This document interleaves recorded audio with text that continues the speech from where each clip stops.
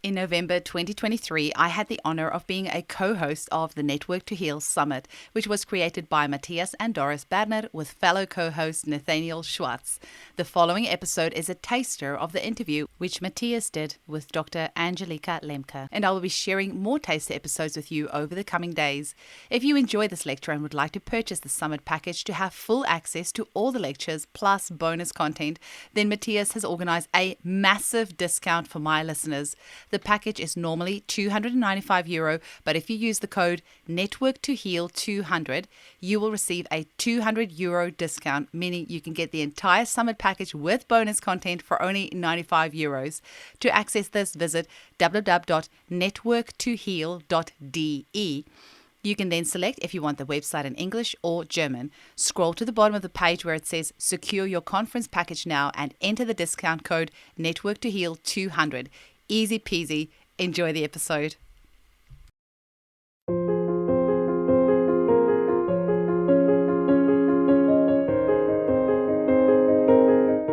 Everybody, very welcome to the International Homeopathy Summit.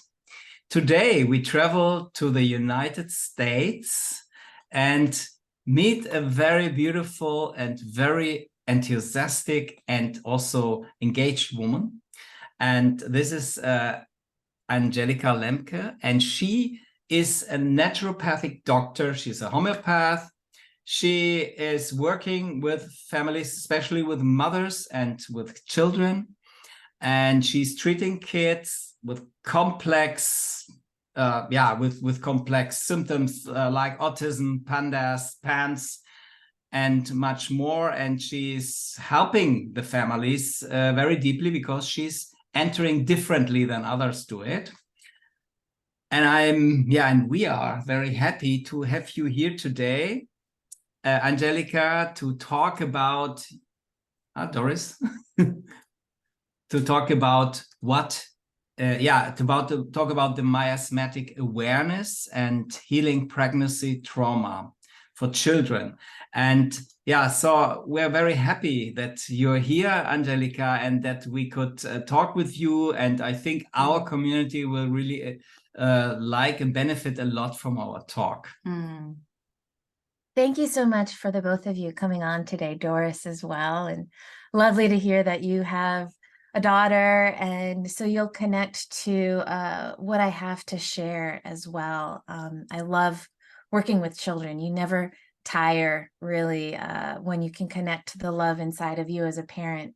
Seeing what other parents go through when their child is regressing or having issues, there's so much compassion available in the Heart Center. And so thank you for that introduction. It's true. I'm trying to enter through that heart-centered place in my intakes, and to maintain and expand that heart-centered place with the parents. Because what can happen is that can get shut down once the child gets a diagnosis. And one of the first things that you have to work on healing with the parents is reopening up the feeling and the emotion, because that's so important for the child to heal. So, right off the bat, we can start giving Ignatia to the mother. It's really important because they're a unit, and we're healing that whole constellation of energy within the family. So I've really enjoyed empowering the parents that I work with homeopathy, and a lot has come out of it. I just kind of dug my heels in for 10, 15 years on these challenging cases of autism and behavioral issues. And I just absorbed and learned from Sankran and Schulten and, Tanyansen and everybody, because you're powered by that compassion, right? You want these kids to get better. And these are our homeopathic teachers. They have so much to share. So really, I have many tools that I'm going to speak to today that people know about. People probably know about Sankran sensation process, hopefully about miasms. I've used that, but I've also kind of added in a really strong intuitive side to my practice, which really takes advantage of our right brain and really takes advantage of the kind of more feminine aspects of homeopathy. And homeopathy can sometimes get too cerebral, you know, like too mental, and it gets intimidating for parents. And I think for the mainstream out there, it seems like it's a little bit too much. It's a lot of information. Homeopathy is the science of information categorization, right? So it's a lot. But if we can navigate that information with our inner intuitive skill set, it becomes a lot easier. You know, we can become that bird that sees the whole picture and that can kind of target in on the right remedy. So, yeah, I've been teaching that intuitive approach as well.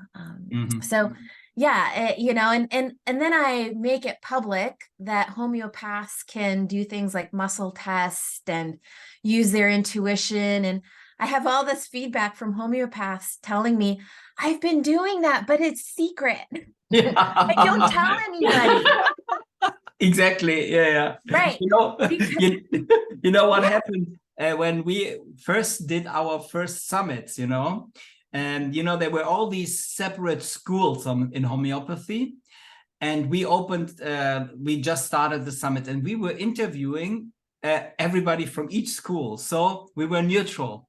And then it was so nice because exactly what you're saying, everybody was sneaking in. What are the others doing? But they were sitting on the screen and it was kind of, nobody had to go to a meeting where people are seen. So it's so great what you're saying. Yeah, I know. And, you know, and I think that there's just some judgment against that side of healing. And it has been since, you know, the burning of the witches, right? That kind of judgment has been there. And so there's fear, and there's already homeopathy is on maybe, you know, ground where it needs to seek approval. So maybe less so even in Europe than in the United States. So I'm trying to really create a soft landing for healers who want to use homeopathy, but they also have this whole other skill set of their, you know, empathic skill sets and their ability to feel energy. So I can show my slides. Yeah. I'm really curious. This sounds amazing. Yeah, we're the really Nathaneal approach. Yeah. Well, we can keep talking about this. Yeah. But you know, since the subject of this conference is trauma, I thought a really nice place to just look at this was with pregnancy. Yeah. Okay, great.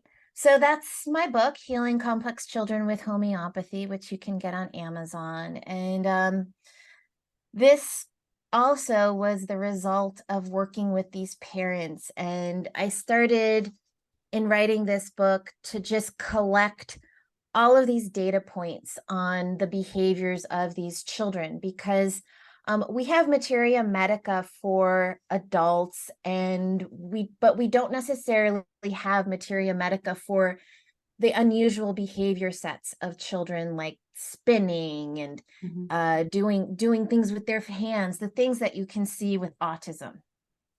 So I tried to kind of translate some of those children's behaviors into keynotes that you could then put to materia medica. So, okay, and we already really did my introduction here. So yeah, some of these behaviors could be sensory issues, tics, Tourette's, social behaviors. And then in the back of my book, I created charts for different types of groups of kids. I found that helpful when I learned homeopathy. My teacher, Paul Herskew, would say, super sensitive kids do really well with these 6 remedies or whatever, and Mhm. and that's the way that parents and people kind of see their kids. They're like, yeah, I have a very anxious child or very serious child. And so so I try to kind of separate that out. And of course it's not completely inclusive, but it's the best I can do. Um, and really, I wrote decoding because Mhm. we have to decode their behaviors. We can't just take them necessarily at face value. Mhm. There's the rage and panic can happen for a variety of reasons. And so I have a lot of methodologies. The sensation process, Sankaran Yeah. sensation process, Yeah. Yeah. is amazing for helping understand nonverbal children. Mm. And so if you can get a mother or a parent who knows the Yeah. child to imagine that they are their child. Well, this is Ah. not classical sensation process, Mhm. but it's kind of like a mixture of family constellations where you are stepping into the role of another family member and then going into the sensation. But So it's very important what you're just saying, to really be, yeah, to become more empathic about the child, to enter back into the world of the child and to understand it much better, right? yes, and actually, if you can get a mother who's maybe been shut down a little bit to open up to what her child is going through by asking her to feel what her child feels and to Mhm. go deep into it. So I will have a mom close her eyes and picture her child when her child is at their happiest and they're in their element. And then the opposite, right? When they're Ah. most stressed and most in pain. Then the mom becomes the state of the child, and we can understand that state and work on healing that state. The mom becomes the remedy. She can become Mhm. such a healing conduit. And I've had parents do just the empathy, and then their child afterwards is already better. They can put their hand on their child's knee and the child already feels better. This is what we're all meant to be able to Mhm. help ease our children's pain by helping to absorb their pain. Like last night, my daughter jumped onto a little pebble, and it pushed her left side of her foot up and created some soft tissue damage. Mhm. And I was like, what does it feel like? I'm asking her all of these questions. She's like, Mommy, I just want you to hold my foot. So I just Simple. held her foot and I could feel the pain go into my foot. Mhm. I don't know if other people have experienced this, but you can actually almost like transmit the energy into your own body and then work through it, and that will heal Mhm. it. We can do that with homeopathy too. We Mhm. can absolutely do that in our intakes.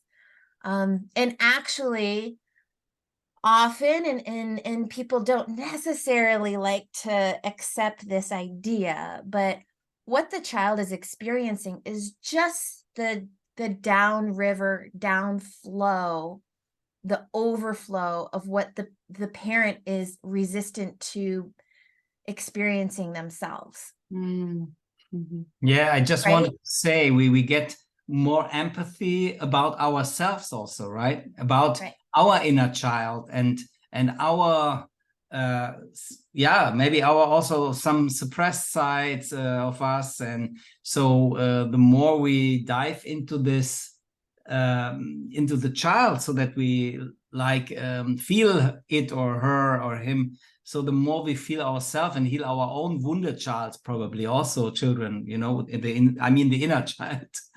Right. I mean, it's kind of the point of parenting in a way, is to get Mhm.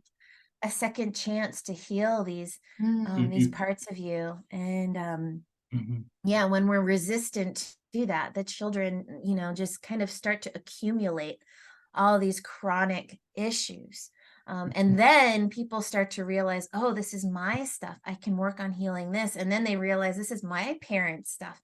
And we're healing a whole stream of ancestry that has, you know, accumulated in the child. So where is the healing stuck? Who's going to resist it? You know, if there's resistance in the father or the mother, that can be hard. Mostly the parents that I work with open up to, okay, I need to heal too. So yes, I have all of these categories. Let's keep moving. So a lot of the behaviors of these children, actually, when kids are really sick, their immune system is broken down. And so the problems with a lot of kids these days is that they're getting environmental toxicities. I have all these like little pink arrows, you know, environmental toxins, metals, excessive media, too much information, too much sugar. They're not connected to nature, and, you know, medical traumas. And so their immune systems, which are meant to develop, just get stymied. They get stuck. And actually, these pathogens can really express themselves. A lot of the behaviors that are unusual in these children are the behaviors of the pathogens. And so you'll see, you know, raging, hitting, or OCD, or lining up, or giggling and spinning. And I talk about this in my book. What do those behaviors represent? And they often represent a full expression of a pathogen in the body. And so working with nosodes is really helpful. Nosodes, I've always taught how much I love nosodes and the importance of them, but they still create fear in the world. You know, it's a category of homeopathy that is a little bit like regulatory agencies are nervous about.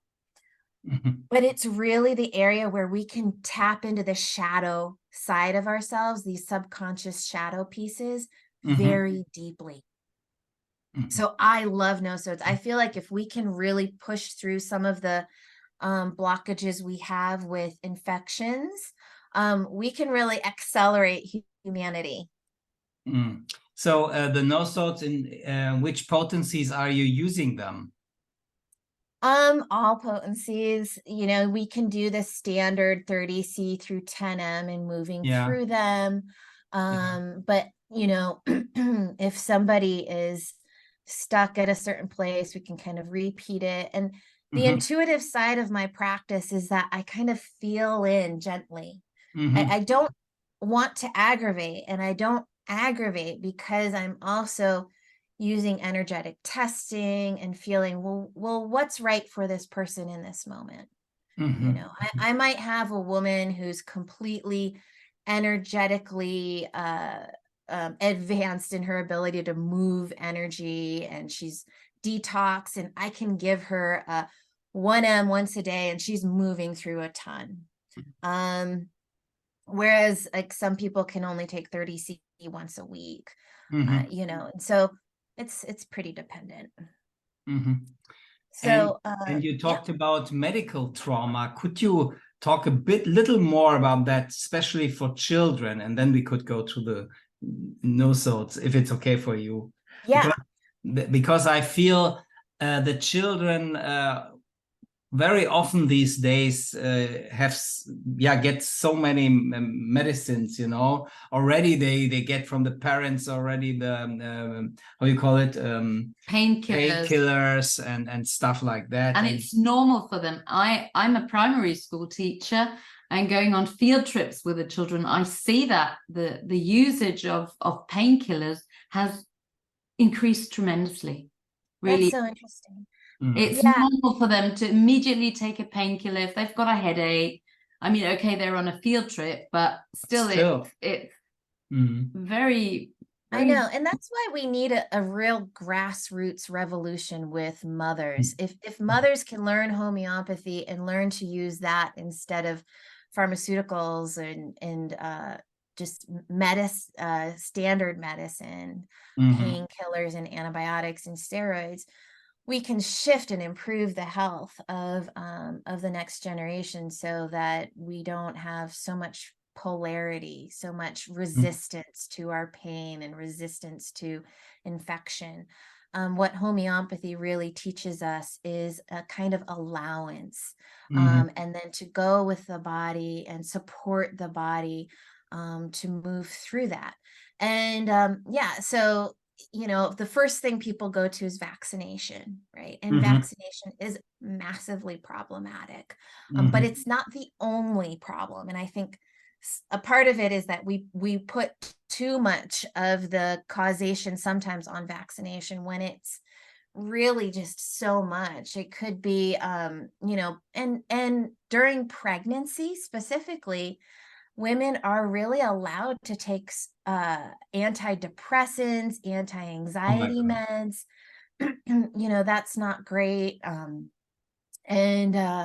So yeah, it's the whole gamut. I mean, the normalization of pharmaceuticals for children has been this up and up and up and up, right? And so now it's totally normal for kids to, take pharmaceuticals just to get through school, for their focus, for pain, and so we're creating this codependency.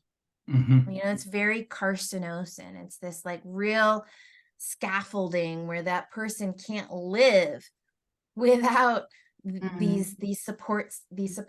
And what we're trying to teach is a kind of independence, a kind of strengthening from within, so that you don't have to rely so much on that. And I love, I send remedies to different groups of people, and in the United States we have all of these subcultures.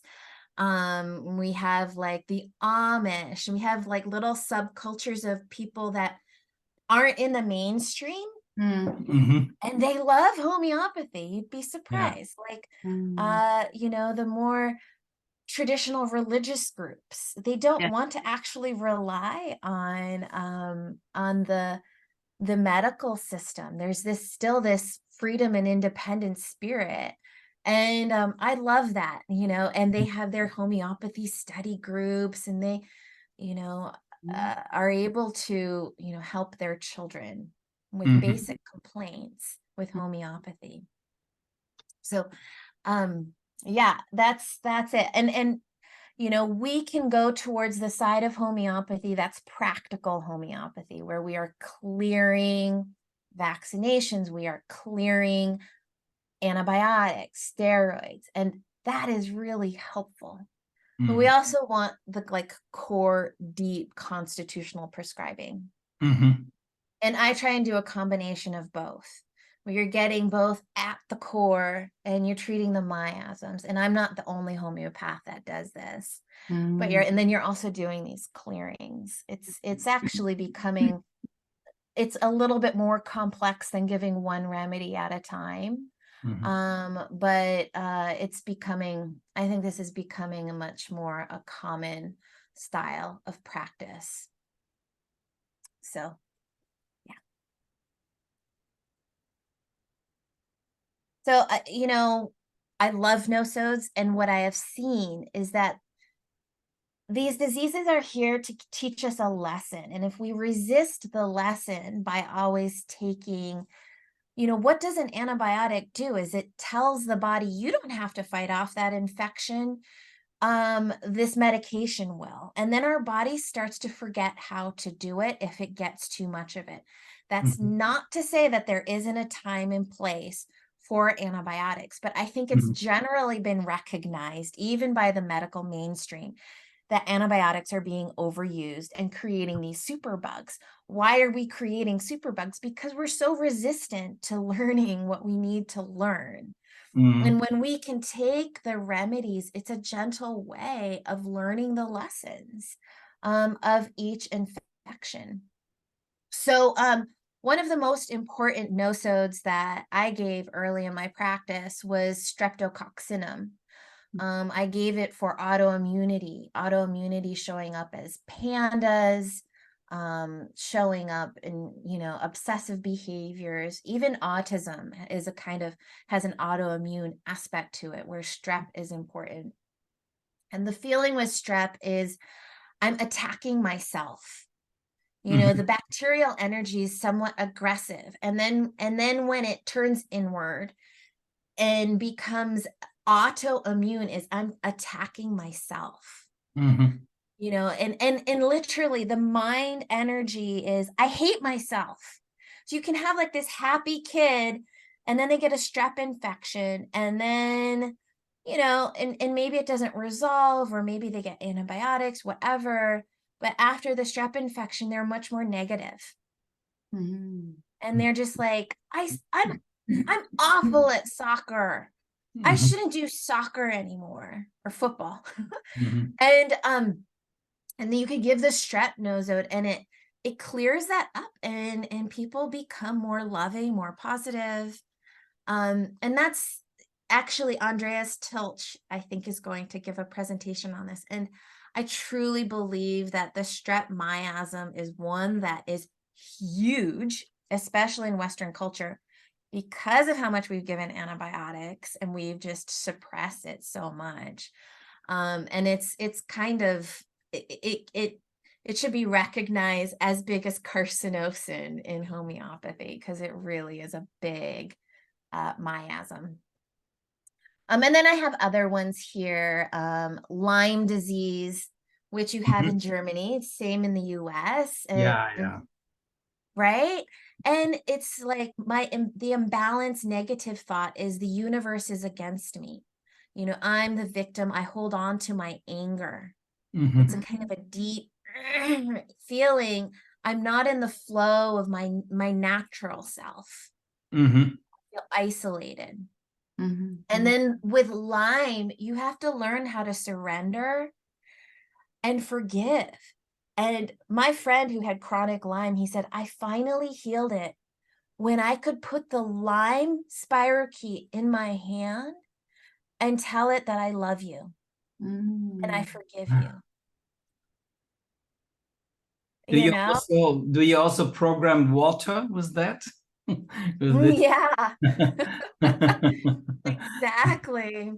It was like, oh gosh, we can bring ourselves into that radical forgiveness and love. And this spirochete, it's like the most disgusting, unevolved, parasitic, alien thing, right?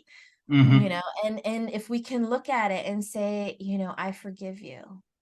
And then you can say, and now leave. But really to come into that lesson, right? It's like you bless it and then you let it go. It's like a peace aspect, isn't it? Really, it's very peaceful. Right. And so the nosodes from Lyme can help with that. Parasites is the energy of blame, and so we have to learn to take responsibility with parasites. Viruses has the lessons of slowing down. Our culture with media and technology has sped us up so much because it's so much information. And that's what viruses is. It's just information. And we have to learn to put up a boundary and slow it down. And then the lessons from yeast and candida is to actually get back in touch with my fire. Because when we eat lots of grains and sugar, we get lazy and we want to sit on the couch, and we get kind of dependent and ungrounded, and we're not connected to I need to make my life happen. It can be very yin. Candida and yeast is the yin to the yang of bacteria and strep, the OCD perfectionistic energy of strep. And they balance each other out in our body. They're meant to. But with these kids, something often predominates. And so, yeah, once we can kind of heal those pieces, and those pieces, we might work on the strep and then the candida, and then we work on those pieces, we have so much more openness. Like our biome becomes healthier. Mhm. So, okay. So we're going to talk a little bit more about miasms. And miasms, I feel like, is really gets to the bottom layer, of our constitution, of our ancestral trauma. It's the cards you're dealt, Mhm. And then there's all these other layers too. There's acutes, and like we said, the medical traumas, the vaccines and the steroids. There's blocked organ systems, and we have all of these modalities, including homeopathy and more, to work through that. And we want to integrate all of that. Oftentimes, just the biomed that these kids get just touches on just the very top of like nutrition, and which is important. But this is the ground level. The miasm is the ground at which you are operating on. It's your operating. So if you become conscious about the miasm and work on the miasm, then the other parts also fall in place more or less, right? I think it's important. Yes. Like you can be circling around, kind of chasing your tail, unless you get to the real deep roots. Mhm. The miasm really helps you get to the deep roots Yeah. of healing, Mhm. and recognizing that, and actually here, like, what is a miasm for people who don't know what a miasm is? It can be confusing because different homeopaths apply this concept differently. Mhm. The way that I have learned miasms was from Rajan Sankaran. And Mhm. it's this idea that the miasm is the way that your family approached stress, and Mhm. the way that they, the pace and the style of how they dealt with the traumas and the stresses in their life. Okay. Mhm. It can happen in a more destructive way, or it can happen in a healthier way. And Mhm. so the journey of healing is moving through some of these miasmatic patterns. We get stuck in certain patterns, and we need to kind of break the pattern to move on to the next pattern. Mhm. Mhm. And generally, you want a case to move from more destructive to less destructive patterns, right? So you might have a case that's very tubercular or syphilitic, which is maybe more destructive. And you give the remedies to help move through that. And then you become more psychotic and more soric, right? And so we're moving in a direction, a journey to find a little bit more inner stability. So in Mhm. a standard case, you might be working with a lot of infections. Say you have Lyme disease, and it's very destructive, and it's very even spiritually dark. And you need to work on that. You need to work on that destructive side of it until you can come to a point of some inner stability.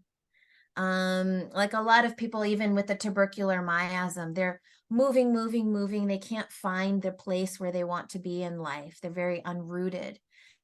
And then you heal that, and they root down, and they come back to like a soric place. This is Mhm. me personally. I used to travel nonstop, and now I'm like, own property, and I don't want to travel, and I want to garden, and I've become much more soric. So, here, so pregnancy is a really wonderful time to understand the miasm and the imprints of our family ancestry and our traumas. The pregnancy is like a mini universe inside the uterus, and it amplifies our energetic state. The vital force is working so strong. And so the experiences show us what the life of the child is going to be, what the miasms of the family are. And it's really important to get details during pregnancy. And sometimes you can ask as a homeopath, how is pregnancy? And the mom said, oh, it's fine and normal. There is always something. There is always a detail. So ask more questions, especially around relationships. What was your relationship with your spouse and your family like? What was your work life like? Oftentimes I've seen moms who are pregnant and they're still working, and then they get all this trauma in their work life because it's resisting the pregnancy, and or they get trauma from their in-laws, and it's like the mother-in-law is imprinting all of her stuff onto the new baby. So really learning about, the details of pregnancy is really important. And then moms often are holding on to some emotions at that time. They something inside of them wants to cry and they haven't cried about it yet. And so talking about that can be really important. And then you can connect the dots to those stories, to the life of the child. So if the mom is bullied in pregnancy, the child may be bullied in their life. Yeah. And very important detail. Very important. Yeah. And that's the point of homeopathy, is we're here to connect the dots for people. We're here to help people see the whole picture. And pregnancy is 9 months. That is really like a whole picture of the child. And then also delivery too. What happens at that time. So it is important to support the mother during pregnancy to clean up her own stuff, so that it might not be so much imprinted on the child. And of course, then later you can also work if something has happened during pregnancy, so that the child can transform this as well, or later as an adult. Huh? Yeah, with the caveat that I have also seen children come into this world with such trauma wounds that it can't be explained by the parenting. And it's my feeling that they have a past life trauma. Yeah. It's like it's their astrology or something. It's like, wow, how did this little child get so much right out of the womb? You get, so much just happens to them. And I feel like if they were in a past life, it was the energy of that trauma just moving right into the next, and we can still work with love and empathy to clear that. Maybe it's also some story in our ancestors that we didn't know about. Yeah. And modern science like epigenetics prove that, and exactly. So this is so beautiful now when we say things like that. Now we also know about epigenetics, so that it's almost proved, that it's transferred from. And also when you do family constellations, they say it's the imprints are I think 7 generations old or something, partly. Yeah. So yeah, it's a beautiful moment to capture so much depth of the trauma and those imprints and epigenetics. And you can shift those epigenetics with the right remedies during pregnancy, which is so cool. I can absolutely agree on that, because I've got 2 kids and my daughter was born when I was quite old, and I was always so worried that she would have some kind of defect or something, and homeopathy brought me into trusting. And this girl, she was trusting right from when she was born. So I could totally relate to that. Absolutely, from my own experience. Yeah. And if you're pregnant and you take the right remedy, the shift can be so drastic that that you're just in a powerful, energetic state at that time. It's very cool. I totally agree. So there are We're going to talk about some of the traditional miasms and some of the newer miasms, and even miasms that haven't fully been talked about, like the COVID miasm, which we are going to have in our culture. Hi, homies. I'm sorry to stop the episode here, but the good news is that you can still access the massive discount which Mathias has organized for my listeners, that is you. To listen to the rest of the episode, as well as the entire Network to Heal conference package plus bonus content, visit www.networktoheal.de. You can then select if you want the website in English or German, scroll to the bottom of the page where it says secure your conference package now, and enter the discount code Network to Heal 200. Enjoy!